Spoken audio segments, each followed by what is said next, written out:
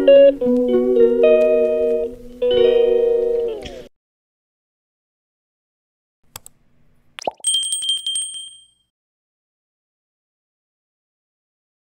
Morning বন্ধুরা, Momita kitchen and ব্লগে তোমাদের জানাই স্বাগত। বন্ধুরা, আশা করি তোমরা সবাই ভালো আছো, আমিও খুব ভালো আছি।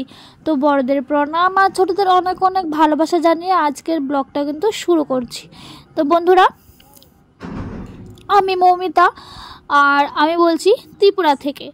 তো চলো বন্ধুরা, আজকের ভিডিওটা তোমাদের সামনে শেয়ার করছি। তো দেখো, ঘুম থেকে উঠে চাটা খেয়ে ফ্রেশ হয়ে এখন চলে এসেছি তোমাদের সামনে। তো তোমাদের সামনে কী জানি বকবক করছি সেটা আমি নিজেও বুঝতে পারছি না। তো এখন আমি এসেছি বিছানা তুলতে, আর এসে দেখি ওয়েদারটা খুব খারাপ।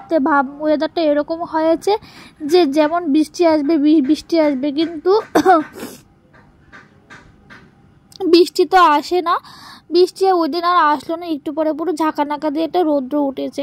তো দেখো, ঘুম থেকে উঠে সবার ফার্স্ট কাজ হলো মোবাইল চার্জ দেওয়া। তো আমিও ঘুম থেকে উঠে আমার ফার্স্ট কাজ হলো ঘুম থেকে উঠে মোবাইল চার্জ দেওয়া। তো ঘুম থেকে উঠে ফার্স্টে আমি চার্জ দিয়ে দিলাম মোবাইলগুলো। আর ঘরের অবস্থা তো পুরো এলোমেলো অবস্থা হয়ে আছে, কারণ ঘরের কাজ চলছে, এটা তোমরা সবাই দেখতে পাচ্ছ। তো যতদিন না ঘরের কাজ সম্পূর্ণ হয় ঘর তো এরকমই থাকবে। তো আঙ্কেল এখন চলে এসেছে কাজের জন্য। আর এখানে আমি রান্না করব নিরামিষ পদ্ধতিতে মাশরুম। তো আমার এই মাশরুম রান্নার রেসিপিটা কিন্তু অবশ্যই কিন্তু তোমরা কিন্তু দেখতে পারবে। তোমরা কিন্তু অবশ্যই কিন্তু সেটা কিন্তু আমার চ্যানেলে কিন্তু দেখতে পারবে। আর আমি বাকি কিছু রেখে দিয়েছি, সেটা দেব আমার সেটা আমি রেখে দেবো, সেটা চিকেনের মতো রান্না করবো, মানে পেঁয়াজ রসুন দিয়ে রান্না করবো। আর মা তো মাশরুম খায় না, মার জন্য রান্না করেছিল কুমড়োর ডুগো দিয়ে লাউ, মানে আলু ভেঙে একটা তরকারি। আর এখানে ছিল টমেটোর ঝাল টক। আর এখানে কালকের কী জানি একটা তরকারি ছিল, সেটাই। তো দেখো, এটা এখন রান্না হচ্ছে।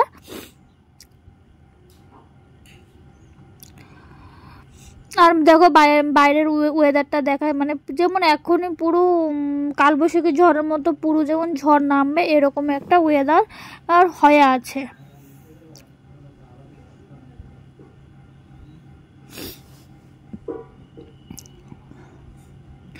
তো চলো বন্ধুরা, যা। তো দেখো, এখন কিন্তু ওই দেখো মিনিটা এখন মানে মিনিটের জন্য আমি দরজা বন্ধ করে রেখেছি, কারণ আমি বিস্কিটের ডিব্বাটা এটা এসে এখানে দাঁড়িয়ে থাকে, কিন্তু আমি বিস্কিটের ডিব্বাটা আমি ঠিকভাবে নিতেও পারিনি। বয়ামটা ঠিকভাবে এটা সাউন্ডটা শুনলে এটা চলে আসে। আর এটা আর এটা না কুলে উঠতে চাই, এটা খুব লাফালাফি করে যে কুলে ওঠার জন্য। আর আমার এসব ভীষণ ভয় লাগে। তো যেহেতু এটা খেতে চাই, তো তার জন্য আমি দুধ থেকে এটাকে কিন্তু খেতে দেই।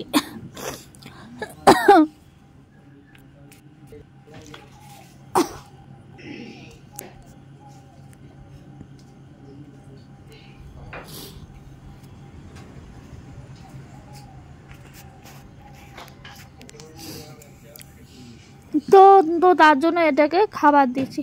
তো এটা নিয়ে একটা ঘটনা বলি বন্ধুরা, কথায় আছে মানে থাকতে কেউই মূল্য দেয় না, যখন হারিয়ে যায় তখনই বলি যে সে মানুষটা বেমান। তো দেখো, ঘটনাটাও হলো, এটাকে আমি ম্যাক্সিমামই খাবার দিতাম ম্যাক্সিমাম। তো এটার একটা বাচ্চা ছিল, তো এটার মতোই দেখতে। তা আমি বাচ্চাটা ওই দিন মারা গিয়েছিলো, তো আমি ভাবলাম যে এটা মারা গিয়েছে। তো এটার জন্য আমার খুবই কষ্ট লাগতো যে এটা এত এলো, এত খাবার টাবার খেলো, এইসব থাকতো, তো আমি কোনো কদর দিইনি এটাকে। তো যে হারিয়ে গেলো, এটার জন্য আমার খুব কষ্ট লাগতে শুরু করলো এসলো। কিন্তু যখন এটা ফিরে আসলো, তখনই কিন্তু এটা কিন্তু আবার কিন্তু অবহেলা শুরুতে। কথায় আছে না, থাকতে মূল্য দিতে শেখো, হারিয়ে গেলে কোনো কেঁদেও কোনো লাভ হবে না। তো দেখো, তোমাদের সাথে কথা বলতে বলতে আমার কিন্তু মাশরুম রান্না হয়ে গেল। তো তারপর আমি চলে গেলাম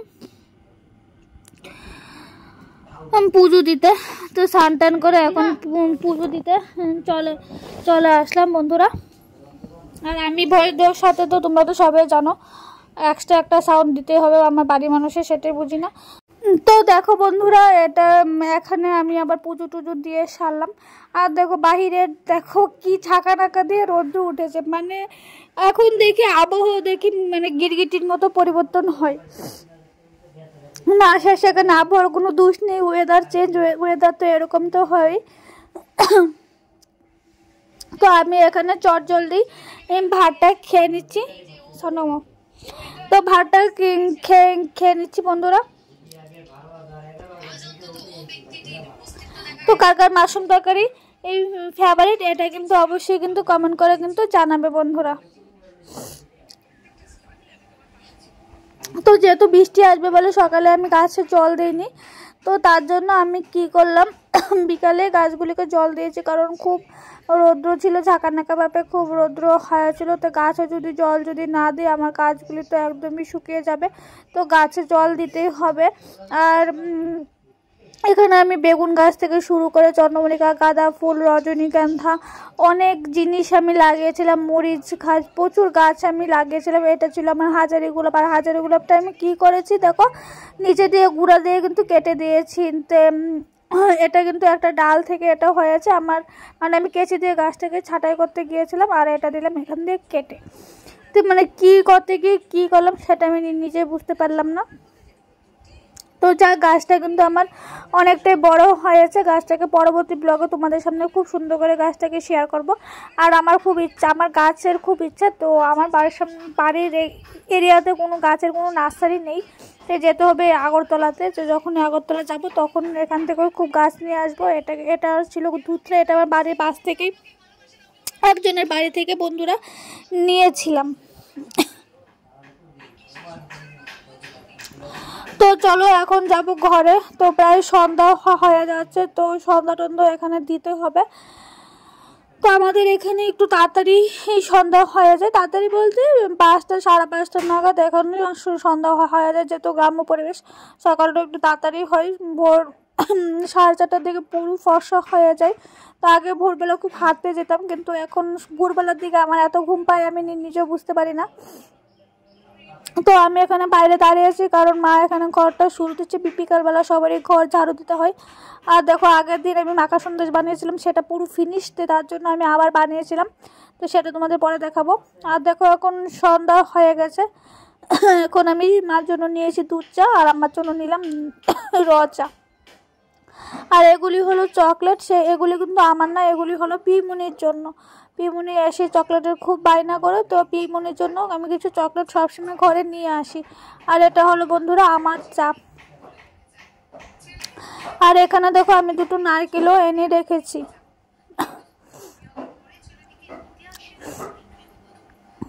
তো বন্ধুরা কারা কারা র চা খাও অবশ্যই কিন্তু কমেন্ট করে জানাবে। আমি দুধের চা আগে আমি একসময় খুব খেতাম, কিন্তু যখন আমার পেটে প্রবলেমটা হয়েছে তো তখন থেকে আমি দুধ চা খেতে পারি না, তো তখন থেকে আমার র চাই ভালো লাগে। আর বন্ধুরা সবাই জানতে চেয়েছো যে হায়দ্রাবাদ থেকে আসার পর আমি কি করে এত তাড়াতাড়ি সুস্থ হয়ে গিয়েছি, কি করে হায়দ্রাবাদ থেকে এসে হাইজিন মেনটেন করে ঠিকভাবে চলেছি, সেটা তোমাদের সাথে বন্ধুরা আমি একদিন শেয়ার করব। তো আমার ব্লগগুলো তোমরা ফলো থাকবে, যে আমি দেখাবো যে হায়দ্রাবাদ থেকে এসে আমি কী করে এত তাড়াতাড়ি সুস্থ হয়েছি, তো সেটাও তোমাদের সাথে বন্ধুরা শেয়ার করব। আমি অবশ্যই ডাক্তারের পরামর্শ নিয়ে সুস্থ হয়েছি। তো আমি কিছু ঘরোয়া টিপসও ব্যবহার করছি, তো পরবর্তী ব্লগে সেগুলি তোমাদের দেখাবো। তো পরবর্তী ব্লগটা কিন্তু কেউ কিন্তু মিস কিন্তু অবশ্যই করবে না। তো বললাম না মাখা সন্দেশ বানিয়েছিলাম, এইরকম মাখা সন্দেশের জন্য কড়াইয়া কিন্তু এখানে কিন্তু ভরিয়ে রেখেছি। আর এখানে মা আমার জন্য রুটি করছে, কারণ ডক্টরের পরামর্শ অনুযায়ী আমার 2 বেলা রুটি খেতে হয় আর 1 বেলা ভাত খেতে হয়, তাও আমার 1 কাপের পরিমাণ। আমি 1 কাপের বেশি ভাত খেতে পারি না, 1 কাপের পরিমাণে আমার খেতে হয়। আর দেখো এই মাখা সন্দেশ কিন্তু ডাক্তার বলেছে হাবি জাবি না খেতে, কিন্তু কি করবো, বিকালবেলা হলে সন্ধ্যাবেলা হলে মন আমার চুচি করে। তো যাই খাই আমি সব কিছু ঘরের মধ্যে বানিয়ে খাই, তেল কম মশলা দিয়ে, কিন্তু বাইরের খাবার একদমই কিছু মুখে দেই না, কিছু বাইরের খাবার কিছুই মুখে দিই না, কারণ অনেক বড় প্রবলেমে হয়েছে, তো তার জন্য বাইরের খাবার কিছুই মুখে দেই না। তো ভয়েসটা একটু তাড়াতাড়ি দেওয়া শুরু করছি, কারণ বাইরে কাজ চলছে, যতটুকু পাচ্ছি একটু। আর বাইরের সাউন্ডটা বন্ধুরা স্কিপ করে যাও, কী করবো বলো। তো দেখো বন্ধুরা আজকের মতো ব্লগটা আমি এখানেই শেষ করে দেবো। এখন অনেক রাত তো হয়ে গেছে, ডিনার কমপ্লিট। তো আজকের ব্লগটা আমি এখানেই শেষ করে দেবো, ফিরে আসবো নতুন একটা দিন নতুন একটা ব্লগ নিয়ে। তোমরা এইভাবে আমার পাশে থাকো, আমিও তোমাদের পাশে থাকবো। তো আজকের মতো ব্লগটা আমি এখানেই শেষ করছি বন্ধুরা। তো সে ভালো থেকো, সুস্থ থেকো, টাটা।